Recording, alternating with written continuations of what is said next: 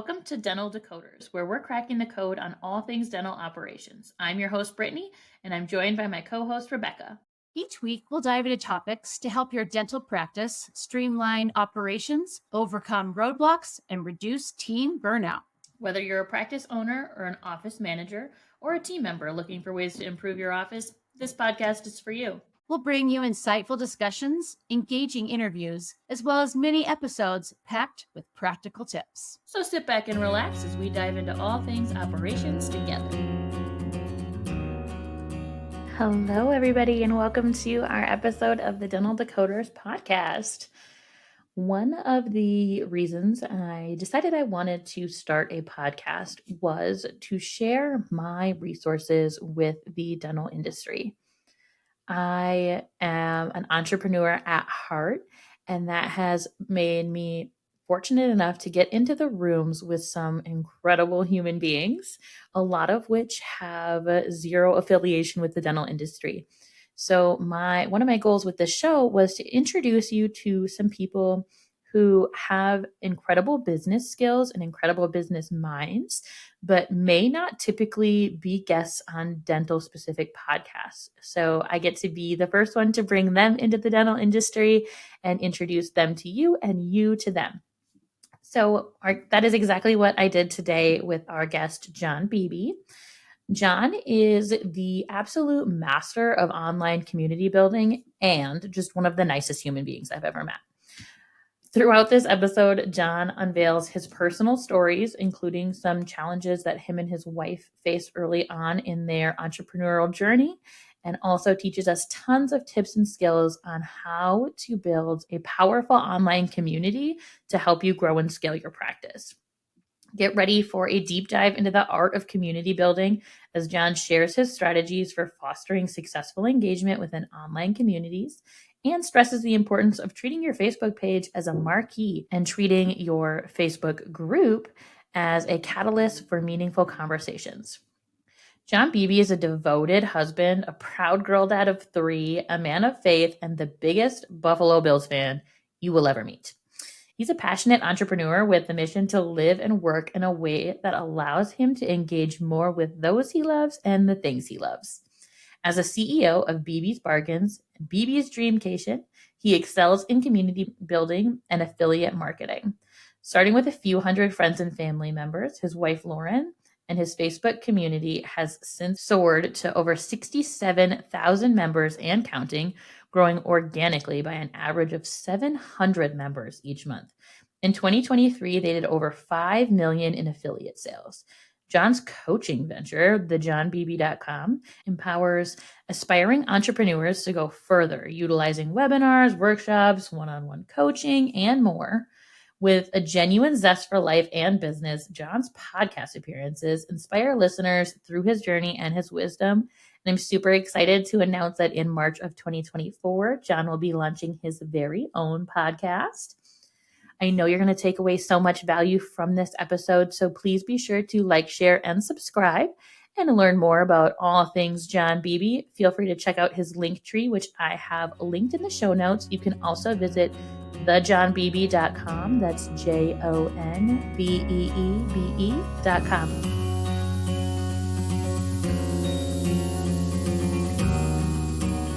Welcome to Dental Decoders. Today, we're so excited to have Jon Beebe with us today. Jon, thanks for being here. We appreciate you taking some time out of your busy schedule to join us. We'd love to hear and have you share with us a little bit about your journey into building online communities. Yeah, awesome. Well, it's great to be here with you guys. I feel like with this being a dental podcast, I'm supposed to smile more, so I'll do my best to show off my smile. And good thing I got crowns a few years ago, so I got 8 crowns in the front. So there we go. That's a new fact about me. But anyways, so glad you guys are here. Grateful for what you're doing, just serving a lot of people, and just honored to be on this podcast, and grateful for what you're doing for serving the dental community and those that are helping others. So when it comes to my journey and where I've been, I'll try to give you like the Reader's Digest version in like 2 to 3 minutes. So my journey with getting into online community building and things like that, it goes all the way back. My wife and I right now have been married for 16 and a half years. So I want to go back to the beginning of our marriage. We had been married for about 1.5 years. And I actually went to school to be a pastor. So I was serving as a youth pastor. And I grew up in Buffalo, hence all my Buffalo Bills gear. My wife grew up in Philadelphia. So back in November, I was pretty disappointed because the Eagles beat the Bills. But regardless, we'll keep moving on with that. So we were living in North Carolina at the time, two northern folk living down in North Carolina. And we were really excited because we were expecting our first child. And, for those of you that had kids, leading up to that, you are so excited. We were literally in February skipping into the doctor's appointment. It's February of 2009, and we are skipping into the doctor's appointment like little kids, just excited. We were going to get to hear the heartbeat of our baby. And long story short, we get into the waiting room. They end up saying, hey, we're not here. We're going to go give you an ultrasound now. It's early. So, we're just going to go check some things and you get another ultrasound. So I'm like, oh, cool. We get to see the baby again. We were so excited. And we get in there and they're looking at the ultrasound. And then all of a sudden she has to go get another doctor. The other doctor comes into the room and then they're both staring at it. And we're wondering at this point, what the heck is happening? And we don't know what's happening. And the one doctor who came in looks at us and she said, Mr. and Mrs. Beebe, she said, I'm sorry to tell you that you've had a miscarriage. And we both just lost it right there. We didn't know what to do. We didn't know what to think. All we did was cry. And then my wife wasn't passing the baby naturally. About a week later, she had to go in for a DNC where they remove the baby. We call the baby a him. We weren't sure, what the gender was at that point, but she went in to have him taken out, and she goes into for the procedure and comes out and she's under anesthesia. The doctor says, Mr. Beebe, you can go in and see your wife now. Just know she's under anesthesia. She's fine. Everything went good. So I go in and I look at her. She looks at me and, well, she doesn't look at me yet. She's kind of out of it. And I say, honey, it's me. I say, Lauren, I'm here.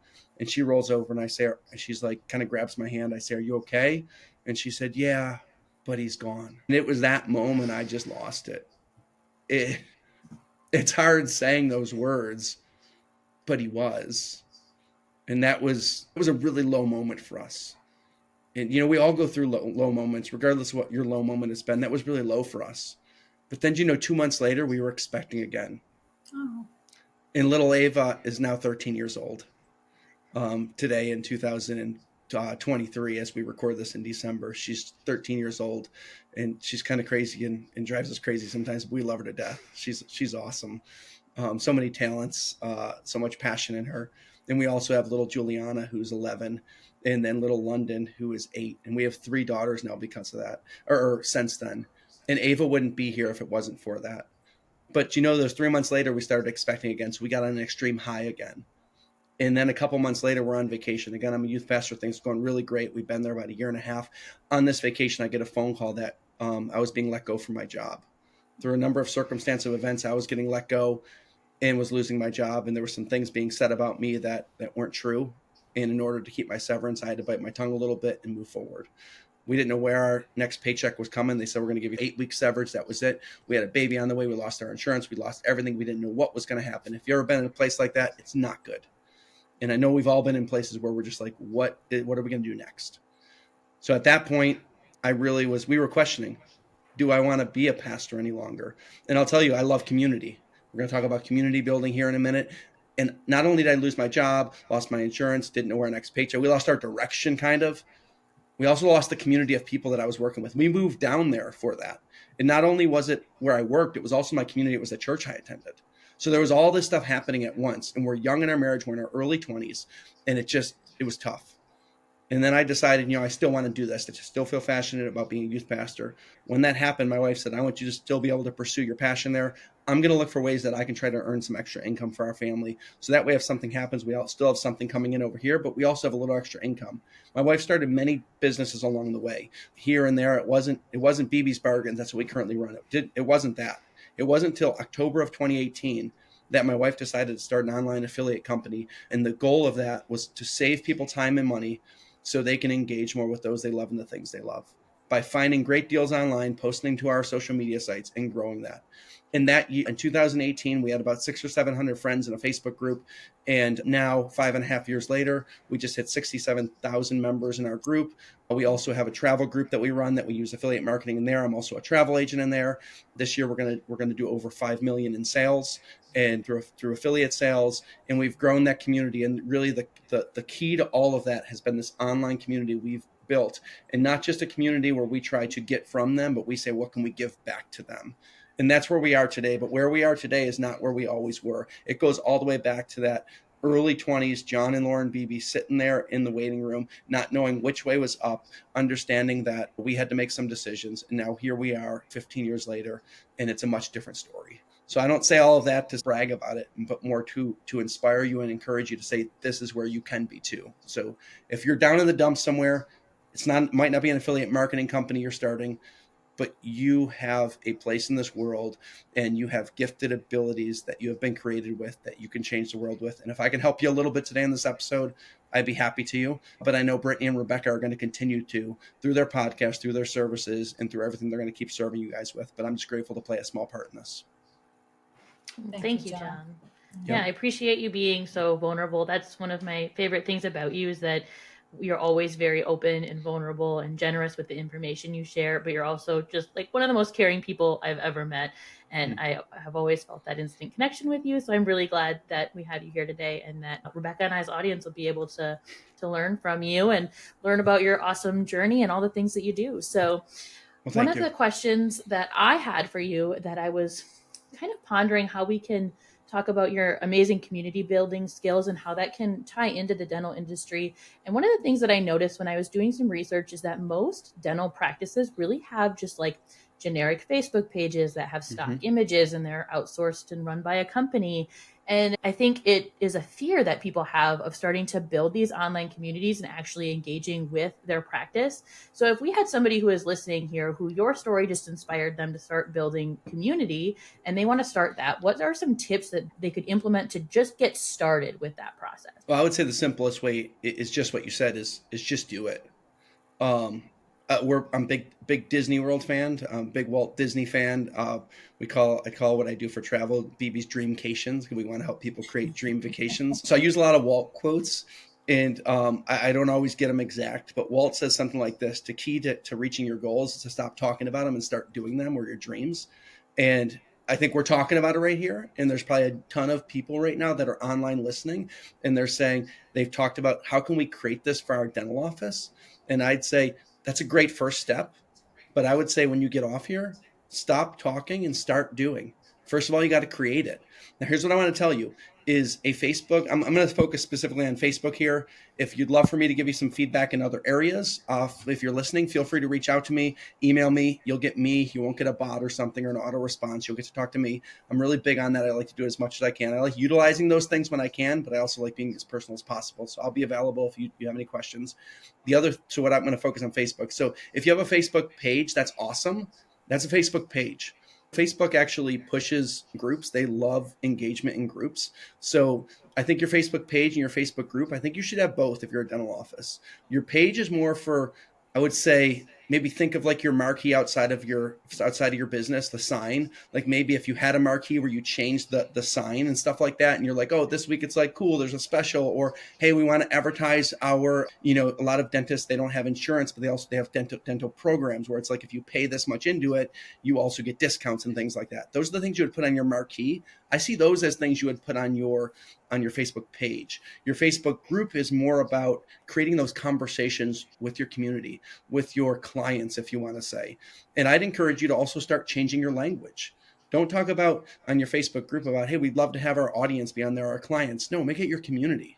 Because think about this. Everybody that comes into your dentist office is your community. You could say they're your clients, but I think we treat community different than we treat clients. Our community become our friends. And I'll tell you the reason why, and you can go back and dig into a little bit more of this. I know we can dig more into online community. We want to.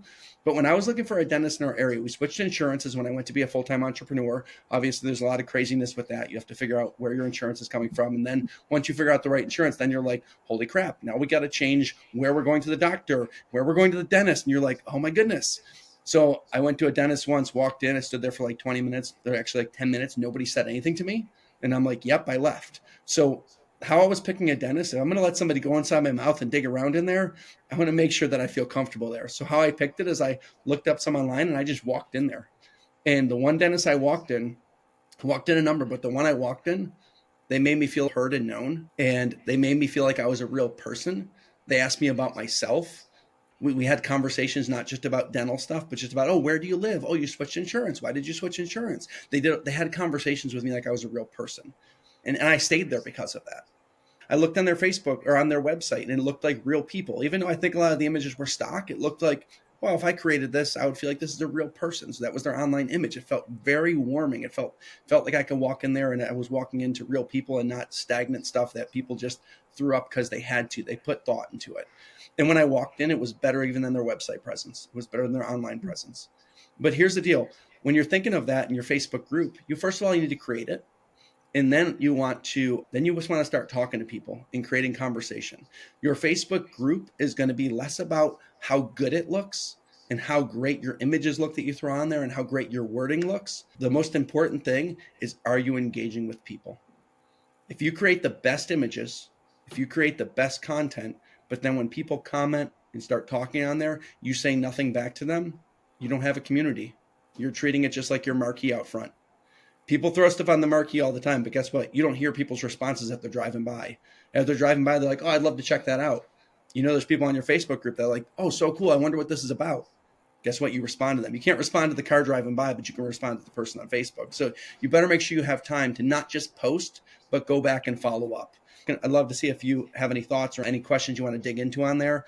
But I'd also love to talk a little bit more about what that content could look like. I appreciate a lot of your perspective on that, because I think as dental practices for leaders, we get so busy that I think sometimes they see their online presence or their marketing per se on their social media sites as just one more thing that they have to do. And so I think sometimes it's hard to say, well, how do I build it, right? I think you're right that when people go online they move somewhere, you have to pick a new anything, right? Hairdresser, a new restaurant you want to go to, and you want to, whatever it may be, right? Where's the first place we all go to? Google reviews. Google. Mm-hmm. We want to go see what's everyone saying about this place that I'm going to go to. And that perspective from patients that post to that website or to your Facebook group and so on, that engagement is key. People want to know. That's how they choose. I think more so than asking your neighbor where you just moved to, who's your dentist, So I think that presence is really important. So my question then to you, Jon, would be, what are some really key strategies that these office managers can initiate that you have found to be really effective if they don't have like a lot of time? Or I like your idea that you've got to stay engaged, but how do they grow this online presence? When you and your wife, Lauren, started this online presence, you started it 5 or 6, right? It was your family. But for a dental practice, how can they build it? How do they create a really engaging community presence if they don't have it already? Okay, so a lot of good questions you had there. I just want to touch on something. You mentioned about Google reviews. You're absolutely right. We go to Google reviews first. And Google is not a community, but you can hijack some of these places that aren't communities and treat them like communities. Okay? So if you have Google reviews, what I normally look at is when I check Google reviews, I see, does the practice actually respond to those people? Even if it's a good response. And then what I also look at is the response like canned? Like, was it something that looks like they copy pasted? Or did they talk to them like a person? And I don't even think it's always bad to use common language, to not feel like you have to be so professional. So use words that make you, if they came into your office, you would talk to them like that. Like if they say something, and even if you notice on their picture, like say, hey, had a great experience, yada, yada, yada. Well, hey, so glad you had a great experience.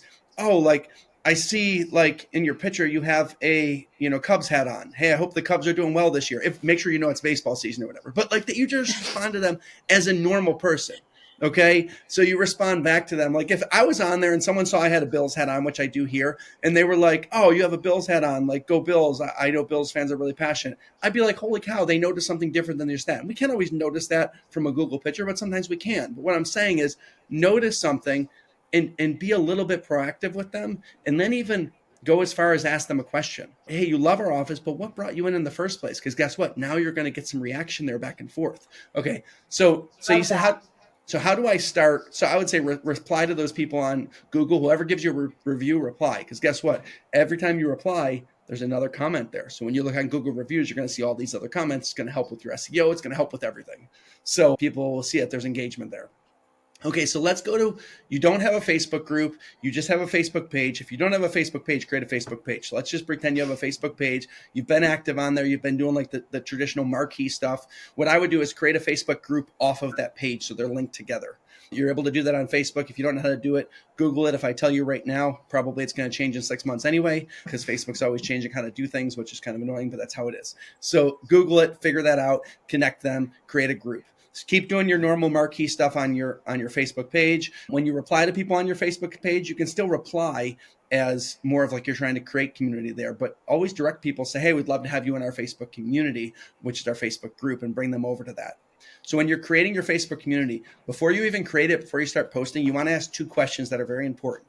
You want to ask, what is my community about and who is my community for? I challenge you, the first time you answer those 2 questions, you're not specific enough. So do it again and get more specific.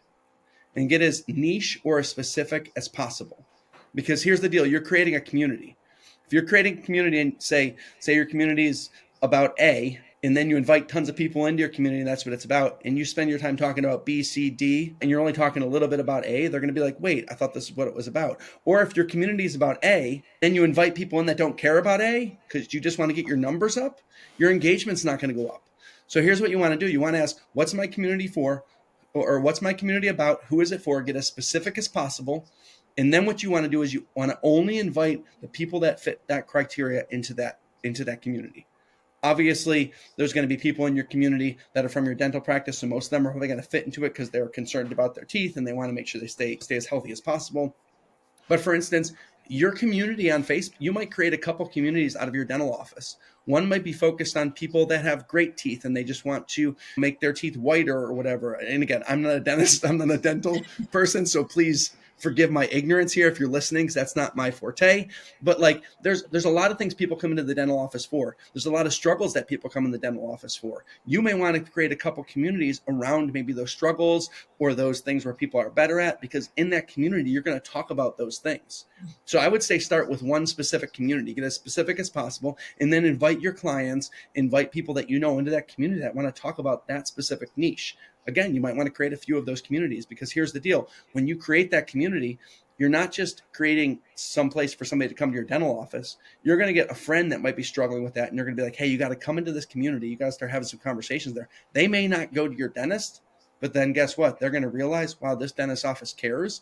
And there's enough dentist office out there that don't care. If you're listening to a podcast about dentistry, you care probably more than most dentists. Because not every dentist listens to a podcast to help better themselves. A lot of them, honestly, they're just too busy. And that's just the nature of it. I know Brittany was really busy at one time, and she's worked a lot in the last year and a half. She's worked so much different since I've known her, and she's become a more pointed person. She's become better at what she does. To now she's not just listening to podcasts or showing up at mastermind events, but she's creating a podcast here now. So if you're listening, you're already ahead of the game, I would say. But I would say start with one community. What is it about? Who is it for? And then start inviting only those people in that community and make sure your content stays specific to that community. Thank you, John. One of the things that we touched on a little bit, and a word that I heard a lot, was that engagement buzzword. And I know that you have a freebie that you're going to share with our listeners, which I'm super excited about. And I know that kind of talks about engagement in it. One of the things that I personally struggle with is trying to build a community. And I know that it is something that anybody trying to build a new community may struggle with as well, is the algorithm changes every 5 minutes. And like you think you know what you're doing and then you don't anymore. So how can you build content that's going to build engagement and build those relationships and build the trust with your patients while also trying to combat the algorithm that's trying to show your content to only 3 people every time you post? Yes. So here's the deal. You say the algorithm changes every 5 minutes. First of all, we all talk about this algorithm, but we don't know who it is. We don't know who the algorithm. I think it was the Emoji Movie, which didn't get great reviews, but I liked it because it had like a lot of dad jokes and stuff in it. But it always talks about Alga or whatever algorithm guy, the name, and you're always trying to beat him and beat the algorithm.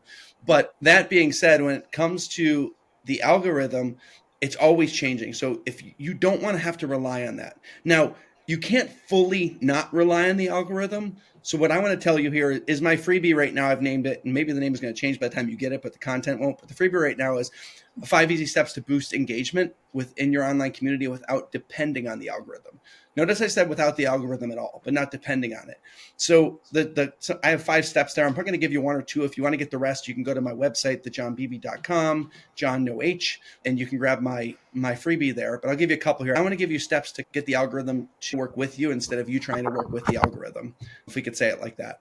So the first thing is, this is just kind of simple, is just create content that creates conversation. Don't create content just to create content. You got to think about this content as, what kind of conversation is this content going to create? Remember, it's a Facebook group. It's not a marquee.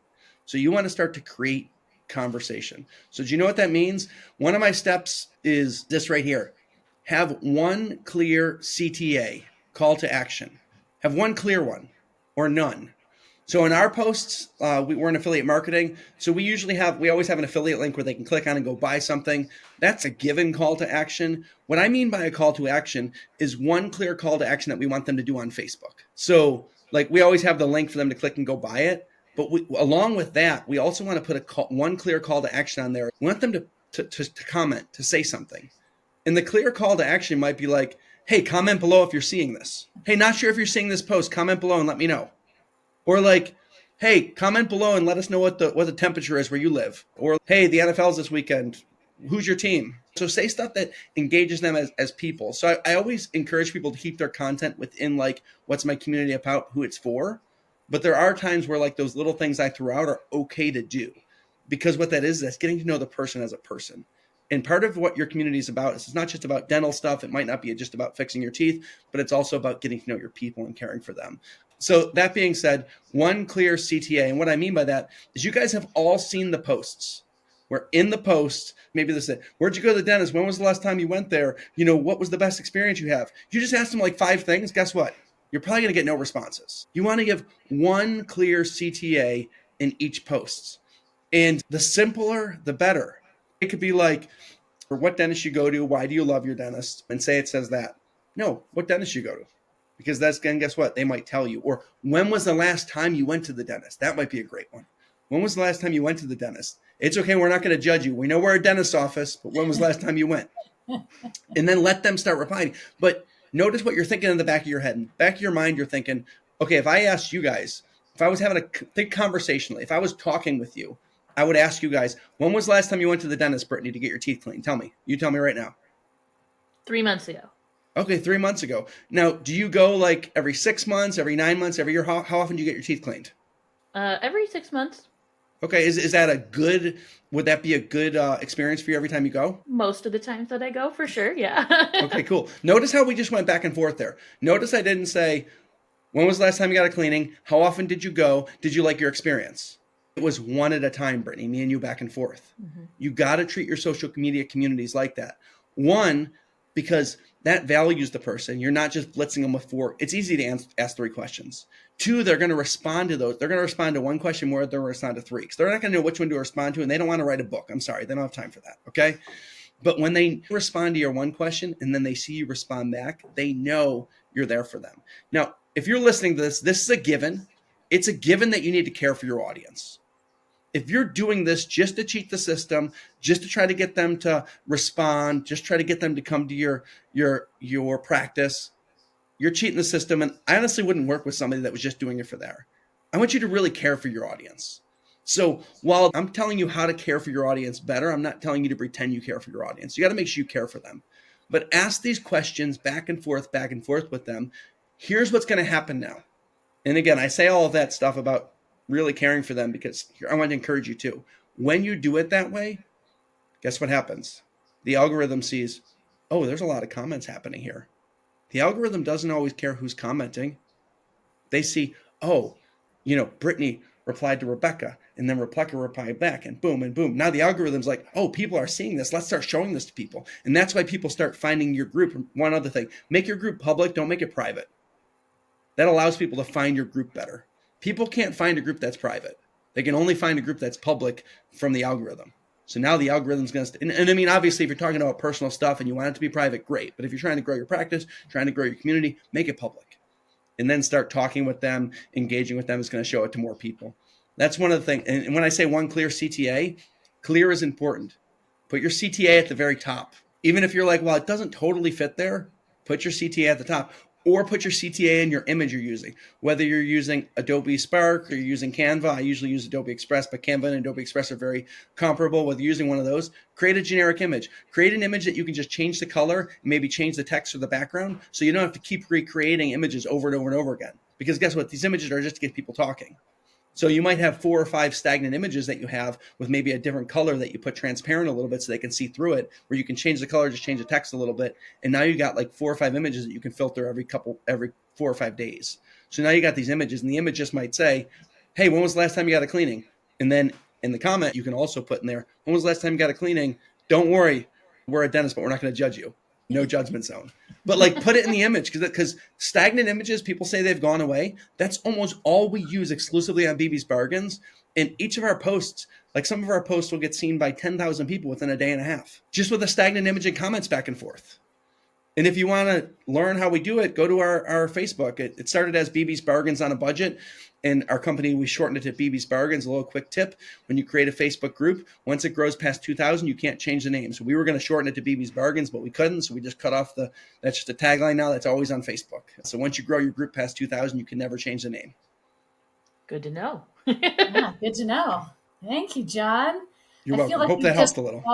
Gotten so much great information from you. I knew you were the one we should reach out to for all this online community building.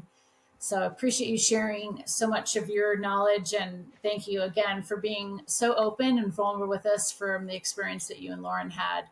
And of course, our heart goes out to your family. Yeah. As we wrap up our episode today on Dental Decoders, we always like to ask our guests to please share your coding moment. And I've learned from you today, John, that it's one question and not multiple questions, as you did mention to me earlier. So we would like to know, what is the single most valuable lesson or secret code you've unraveled as a game changer for you or your career? Man, you're putting me on the spot here. That's a great question. Normally when people say that's a great question, it's because they're thinking about it because they don't know how to answer it. So could be used in life. This could be used in business. This can be used anywhere. Brittany mentioned before that I'm like one of the nicest people she's met. I try to be as nice as possible. Caring is like one of the things I go after, is how can I care for people?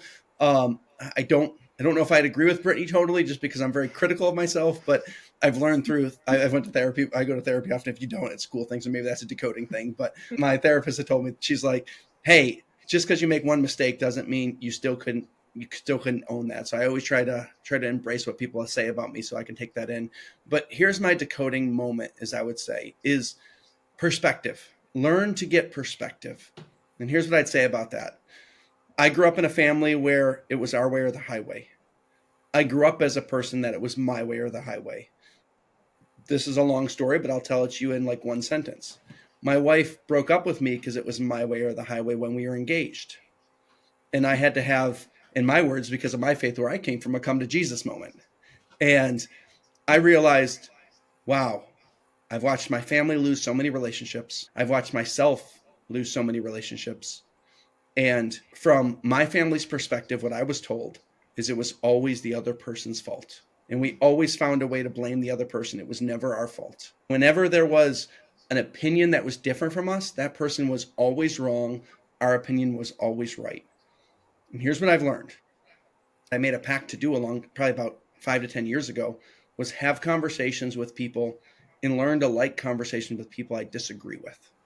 Because what I've realized is if all I do is surround myself with people I agree with, whether it's in business practice, how you do business, and you're like, this is the way I do it, I always have to do it this way. And someone's like, no, I think there's a better way over here. No, it's not because of this, that, the other. You're never going to grow. You're never going to get better. And you're never going to be the person you were intended to be, the best version of yourself.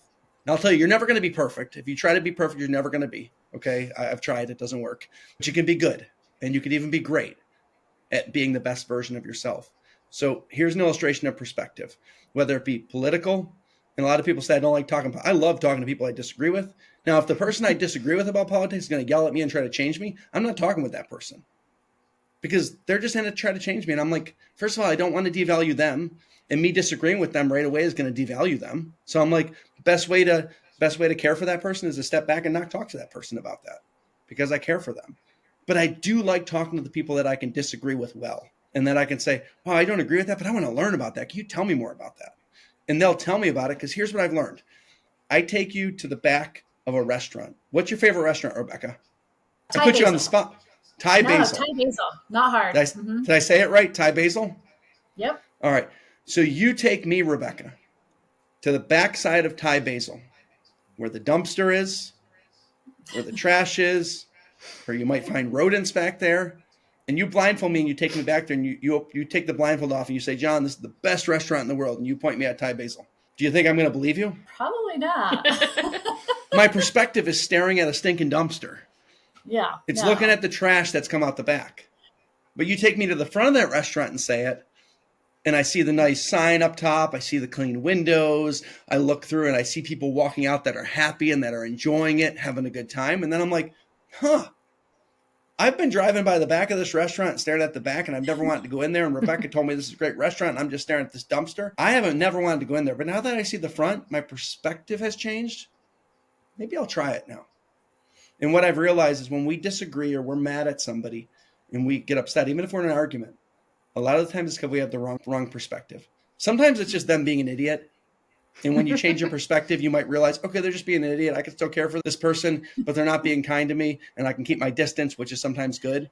But sometimes it's because your perspective is off and you are just bullheaded and you don't want to change your ways. And what I've learned is the best thing I can do is talk to people, get their perspective, because sometimes I'm staring at the dumpster of their opinion instead of the front door of their opinion. And the front door of their opinion, I can appreciate a lot more than the dumpster of their opinion. I think with life, if we can start to try to get the perspective of other people, we can learn and we can make the world a better place and we could be a kinder person and we could be the person in the room that is more interested instead of interesting. Thank you, You're John. just dropping so many good ones for us. I know. I was just going to say, this and conversation John, was so good. when you come to Denver, dinner's on me at Thai Basil. And I can't wait. Front door. So next time the Buffalo Bills play in Thai Basil, or in Thai Basil, they're never playing in Thai Basil. Next time they play in Denver, Colorado, one of my goals is to get to every stadium in the country. NFL stadium. I think I've been to 15 now. I haven't been to Denver yet. Once they play there again, I'm going to come there and we're going to get lunch or dinner at Thai Basil. Sounds good, and tickets to the game. All right, yeah, you got to come. Obviously, yeah. I will come. Brittany's got to come too. You got to make the trip, Brittany. Sounds Brittany's great. And I mean, come. the Packers are pretty great too. So if you want to hit Lambeau, we'll get some cheese curds. Next time the Bills are in Lambeau, I'm going there too. And anybody listening, there you go. If the Bills are playing in your city, look me up on social. You might find me there. Actually, I'll throw this out there if that's okay. On social, I'm the Jon Beebe, TheJonBeebe.